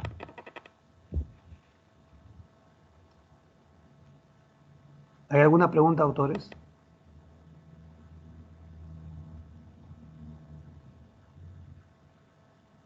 Doctor, una consulta. En el caso del diagnóstico, bueno, la radiografía indirecta que usted mencionó, los signos indirectos, ¿eso se considera ya cuando no se ha encontrado un diagnóstico claro en un inicio con las primeras pruebas que se hacen? Eso es lo que más o menos le entendí. ¿Se refieren a las radiografías? Sí, cuando mencionó los signos indirectos Sí. en las pruebas, eso ya se considera cuando en un inicio no tengo un diagnóstico claro. Cuando yo tengo duda, recurro a las imágenes. ¿Ya? Recurro a las imágenes. Una de estas es la radiografía de abdomen simple. Cuando la cosa está clara, el paciente no necesitaría imágenes, doctor. La cosa está clara. ¿Ya? A veces, ¿no? En realidad, cuando el paciente está... Es que también el problema surge también por cómo ve el paciente o la familia las cosas, ¿no? A veces no creen, doctora, nos cuestionan, es peor ahora, objetan, ¿no? Y más que para que estén tranquilos en realidad, uno le pide de repente lo que hemos mencionado, ¿no? Pero cada vez que hacemos eso tenemos que advertir a la señora, señorita, señor. Si le hacemos la ecografía o la radiografía, si sale normal, no crea que no tenga el problema. Cuidado, ojo con eso, ¿ah? Porque a veces el paciente dice, doctor, pero mi ecografía no dice nada. Pasa eso. No se encuentran los datos clínicos, o sea, perdón, los datos de imágenes, pero clínicamente esto sí es quirúrgico. Es quirúrgico, el tratamiento es quirúrgico. Ya si el paciente no acepta, porque también hay, uno no impone una cirugía, doctor. Hay pacientes que quieren una segunda opinión, están en su derecho, pleno derecho, ¿ya? Esa segunda opinión puede ser que traen a otro colega, ¿no? De repente otro cirujano de su confianza, ¿no? Y no está perfecto, uno no se molesta por eso, ¿no? Ni se ofende, al contrario. Ese es un derecho de un paciente. Y otro paciente también puede decir, no, sabe que yo firmo mi retiro, no quiero quedarme, me voy. No estoy de acuerdo, no estoy conforme, no me gusta, que esté en su derecho. Firma la historia, voy a digitar DNI y el familiar también, y es responsabilidad de ellos. Nosotros cumplimos con indicar lo que compete. ¿Ya? Otra pregunta, doctores. Doctor, buenas noches. Buenas noches. Este, en cuanto al plastón, doctor, todos los pacientes, o sea, ¿cuál es el factor de riesgo, digamos, para que produzca un plastrón? ¿Todos los pacientes lo desarrollan? ¿A qué tiempo desarrolla? ¿O qué es lo que determina? Bueno, cuando un paciente tiene la suerte, doctores, de con una respuesta de su inflamación y su peritoneo ir bloqueando el problema, el paciente va a desarrollar un plastrón. Ojo que si yo tengo un paciente con un plastrón significa probablemente que este paciente no ha sido diagnosticado en el momento adecuado y ha ido a formar eso, porque eso se forma a autores no en poco tiempo, ¿ya? Se va formando y crece de un tamaño que puede incluso ser palpable, ¿no? De hecho, puede dar una masa inflamatoria dolorosa, ¿no es cierto? Entonces, pero hay veces en las cuales, doctores, el peritoneo no tiene ese grado de respuesta y rápido, pum, se perfora un paciente y no forma plastrón. Ese es el otro problema, ¿no? Hay pacientes que, por supuesto, para esto, miren, llegan con su plastrón y ya han sido tratados, ¿no? Han sido por otra cosa, ¿no? Por enterocolitis, una aparente infección urinaria, un problema ginecológico, han sido tratados. Pues el paciente, ¿no? Evidentemente no se va a detener la formación de esto, ¿no? Y va a llegar luego, porque el paciente no mejora, no se siente bien, ¿verdad? A la consulta en la emergencia o de repente en otro lado con su problema, doctores. En conclusión, no todos van a formar un plastrón, doctor. ¿Ya? No todos van a formar un plastrón. Otra pregunta, doctor. No sé si le queda claro, doctor. Doctor, entonces, Sí. no todos lo forman, y si se forman, ¿se debería considerar como algo positivo, doctor, entonces? En realidad Porque se pudo responder. es una respuesta del peritoneo a la inflamación. ¿Ya? Así responde el peritoneo. Evidentemente, cuando el paciente también tiene bien dispuesto un aumento mayor, ¿verdad? Porque hay veces en las cuales el paciente no tiene prácticamente o es muy corto, nunca va a formar. y pum, rápido se difunde la infección. ¿Se da cuenta? Así es. Otra pregunta, doctores.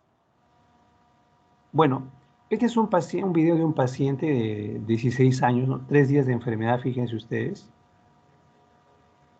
Aparentemente el dolor mejora, ¿no? Pero este paciente consulta, se evalúa y se encuentra una importante leucocitosis, ¿no? Con un PCR alto, ¿no es cierto? Ahí les paso el video, ¿no? Y en ecografía, el apéndice secal no es compresible, no se deja comprimir, es dato indirecto ecográfico, ¿no? Ahí les voy el video, ¿ya?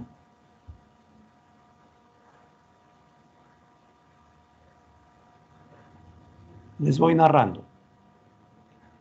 Esta es la ecografía del paciente, ¿ya? Y esta es la imagen con la cámara recién introducida. Hay un tremendo y marcado componente inflamatorio en todo ese enrojecimiento uniforme. Miren, pus en la cavidad. Este es pus, hay fibrina, miren ustedes por acá, ¿no? Este es un cuadro peritonearia de alguna envergadura. Estamos viendo el lado derecho del paciente desde el lado izquierdo. Pero ese contenido purulento está todavía arriba. Está también hacia arriba, doctor, miren. Es que haya sucedido una perforación y eso libera entonces, la presión del apéndice y causa ahí, por ejemplo, una mejoría aparente. una zona que es tubular, fíjense que está liberándose porque el epíplon ha ido a bloquear este problema. Y una buena respuesta acá del epíplon en este momento, porque está procurando bloquear toda esta área de acá. Entonces se descubre esta imagen tubular, ¿no? En esa zona. Ahí está. Con disección Roma, eso se llama disección Roma, no se está cortando nada, sino se está separando. Corresponde al apéndice secal con un hueco, está perforado el apéndice secal. Con una zona de eso rojo, está saliendo pus incluso de ahí. Eso explica por qué el dolor ha mejorado.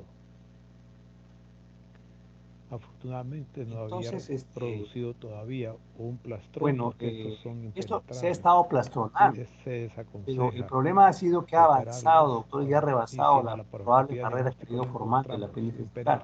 Se ha extendido ya el problema. Quizás llegó un poco tarde el momento que pasa eso, ¿no? Y tratarlo como tal. Y en una cirugía de y entonces, doctores, con esa disección Roma, miren, se toma lo más próximo a la punta y se va separando poquito a poco y despacio. El apéndice del ilion terminal. Entonces, bueno, en este caso está usando una pinza, ¿verdad? Una clinch, así se llama. Y una vez que se expone el meso, este se va a ir seccionando con cauterización hasta su base. El ilion en las 6. ¿Ya? Y ahora acá, por ejemplo, el cirujano está usando la tijera de Metzenbauer con cauterio, está cortando y coagulando, cauterizando. Y con la puntita se está avanzando en dirección hacia la base de la apéndice secal. La arteria pendicular son más delgados, para que de esta forma podamos extraerle con facilidad por un trocar y evitar la contaminación del orificio. Entonces, el problema, doctores, está en que por su grosor se nos rompe la perforación de este paciente a nivel de su apéndice está cerca a la base o prácticamente en la base. La contaminación y ese es un problema de manejo, como les dije. Es diferente cuando la perforación está más arriba, que es mejor, se maneja mejor, pero cuando es en la base, la cosa se complica. En este caso optamos por un cierre con una entonces, porque los tejidos se va a avanzar un poco más hacia la propia base, ¿no? Que es bastante cónica, ¿verdad? Y eso tiene que hacerse con sumo cuidado para no lesionar el ciego. Y tratamos de bajar lo más posible hasta la base, incluyendo el pliegue iliocecal superior. Estamos ya en la base y en la pinza. Lo malo es que ya se empieza a notar que no va a ser posible colocarle cualquier ligadura acá, porque se va a correr este hueco hacia abajo y no va a quedar hermético. Esto tiene que quedar hermético, porque si no va a fugar contenido fecal hacia la cavidad. Y por esa razón el cirujano está usando esta grapadora laparoscópica, ¿no? Que, como les dije hace un rato, produce dos superficies de sección, ¿no? Lo malo es que en ese afián se parte, entonces va a tener que hacer un disparo más abajo. y que agarre evitamos buen el tejido y escape que de quede material seguro eso. fecal, que habría sido un contaminante más intenso. Extraemos el fragmento de muñón que nos quedó Ya. y posteriormente el apéndice, como lo habíamos planeado, Bueno, lo entonces, vamos a extraer. este apéndice secal se puede colocar en una bolsa o si no, también puede salir directamente a través de un troca, como está donde sucediendo acá, colocamos la endojilla. el hígado, ¿no? Resta lavar Luego el cirujano va a la cavidad lavar la abdominal cavidad, con ¿no? solución A salina lavar bien, por y supuesto, que trabajamos el salga apéndice claro, ¿no? Arriba, posteriormente abajo, para tratar donde de encuentre focos de pus, que de hecho, drenar el absceso dicho sea de paso, formado tiene y que ir a extraer buscar las el placas cirujano, fibrinopurulentas a veces están un poco escondidos hasta estos donde es lóculos de pus, ¿no? posible sin comprometer la integridad de las vísceras Abundante o una fibrina, fíjense, hay una necrocenicidad. cantidad grande de Esta fibrina. extracción de estas placas no son obligadas, pero Estas placas, si el hemos de cirujano hacerlo, saca las que podemos buenamente puedan dividir salir. la Las que carga. están muy adheridas, uno no Pues lucha es contra eso, se queda ahí, conveniente, siempre que no se ponga en ¿no? riesgo la integridad visceral, como dijimos. Fíjense, esos lóculos de pus, miren, Y doctores, esa es pues la parte baja, hicimos esa es la fosa lo pélvica ya del que paciente. pudimos y Es hacia abajo colocamos y hay un pus, drenaje fíjense ustedes, que se mantuvo alrededor de 4 o 5 días, ¿eh? cuya Mucho cantidad de tiempo de material enfermedad, pues, drenado se doctor, disminuyó mucho con el tiempo uso de de enfermedad. albúmina humana, Y este es un caso complicado, consumo ciertamente, de con mucha peritonitis, proteína ¿no? y el flujo del dreno va a ser siempre abundante, dada la disminución de la albúmina en sangre que ha sido utilizada para este evento de peritonitis y abscesos en la cavidad. Ven el color eritémico de las vísceras Miren, ocasionado por la peritonitis. esto por supuesto que al paciente le va a demandar una detención del tránsito en el postoperatorio, Posteriormente ¿no? colocamos un Entonces, dreno una vez blando. hecho ya el lavado, ¿no? Y la En el aspiración caso de conveniente, hay que utilización para drenar la práctica cavidad del abdomen del endógena, paciente, ¿no? Vamos a usar ese dren preferimos el sistema blando, ¿no? Que se cerrado al ubique en el abierto fondo de porque saco, este solo es porque es una zona de declive en unidireccional. donde Como ese realmente va a tender tiene a aspiración, acumularse fluidos y convertirse en se pus. disminuye Entonces, para la no permitir probabilidad eso y que de salgan hacia el exterior, vamos a invadir colocar estos bacterias en la drenajes. cavidad. En este caso es un drenaje Jackson Pratt, ¿no? Bueno, eh, vamos a ir a otro video entonces. Este es otro paciente de 28 años más bien, con esto ya terminamos la clase de hoy, doctores, y está mal 10 días, fíjense. Este paciente está mal 10 días, ahí va el video.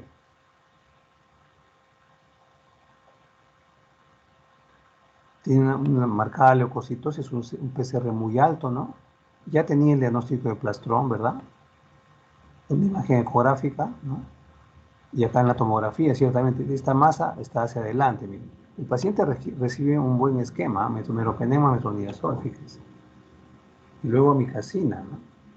Pero este paciente, al no tener una buena respuesta, se decide hacer el procedimiento ya de manejo laparoscópico, ¿no? Y todo esto es el plastrón, doctores. Todo esto es el plastrón.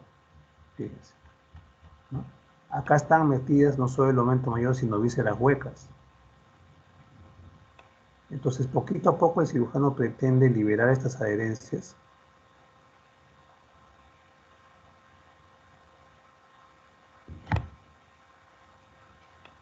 Esto es lo que se determinó en el examen clínico, miren. Aumento mayor y vísceras huecas, que acá no hay problema, pero luego se meten a toda esta masa, ¿no? Entonces, igual con disección Roma, el cirujano va a procurar liberar esto y ver si puede lograr identificar el apéndice secal, ¿no?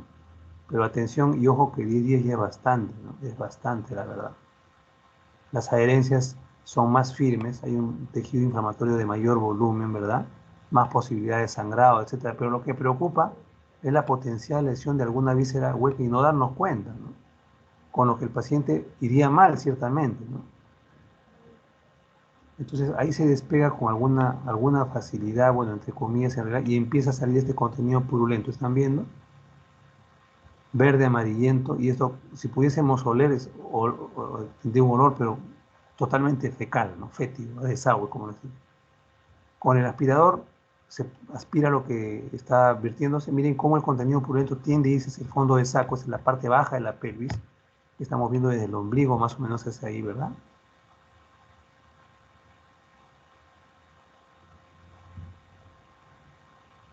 Hay una mezcla, por supuesto, de sangre porque es un tejido inflamatorio Toman muestra para cultivo, ciertamente, aunque la flora ya se conoce ciertamente, pero no está de más un cultivo ayuda, ¿no? Ciertamente que sí.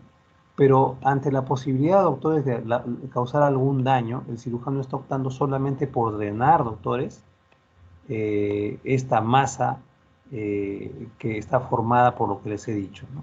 Está colocando drenajes en la cavidad de esta masa o plastrón apendicular. Y no insiste, doctores, creo que con buen criterio, para no causar un daño inadvertido y que nos malogre el postoperatorio. Y esto es más que suficiente, doctores, es más que suficiente. Evidentemente el drenaje también se ubica hacia el fondo de saco y luego saldrá por un costado del abdomen, ¿no?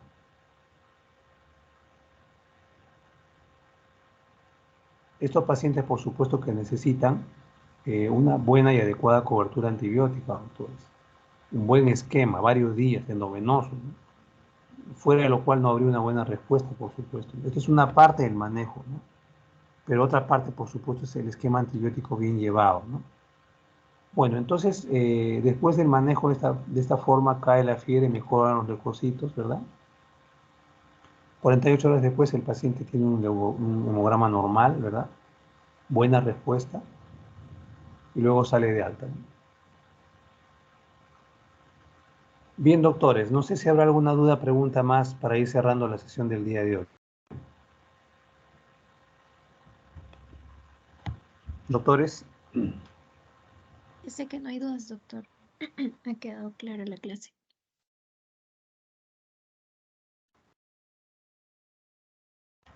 ¿Cómo dicen, doctores? Preguntas, por favor, para ir culminando ya la clase. Doctor, una consulta. El Sí. uso de la escala del Alvarado, ¿qué tanta sensibilidad o especificidad tiene? Bueno, ayudan en los casos de duda, pero digamos que siempre se escapa algo, doctores. Entonces, igual, ¿no? Son scores también denominados así, ¿no? No solamente hay de Alvarado, hay más, por supuesto, ¿no? Ayudan un poco, pero también no se le puede pedir mucho, o sea, podríamos cerrar si nos lo agarramos a pie juntillas, eso también, ¿no? Otra vez les digo, es un criterio clínico predominantemente para proceder con estos pacientes, doctor. ¿Ya? Otra pregunta, doctores.